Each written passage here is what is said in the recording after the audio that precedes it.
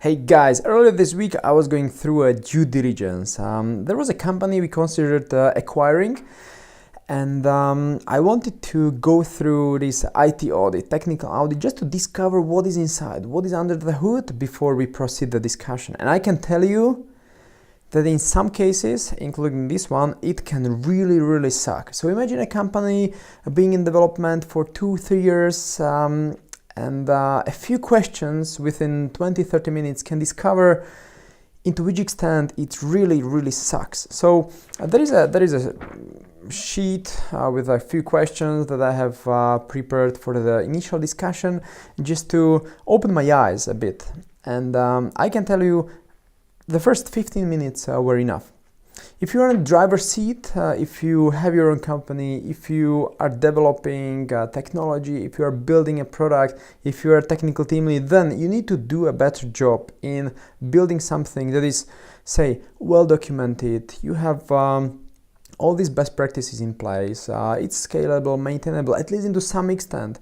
You need to do a better job, because then there may come a day in the future when someone will come and say, hey guys, I will acquire your company, just show me what is under the hood.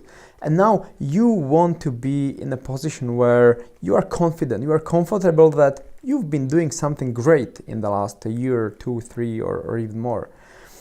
Unlike some of the companies I've been talking to in the last 1 to 3 months. You want to make sure you have all these best practices in place. You want to make sure the code you write is just well written, it's maintainable, it's scalable. You want to make sure that you use just great tools for the product development. You integrate great services. You don't write everything just because you can code. You should also integrate whatever is already written and use it as a software as a service, right?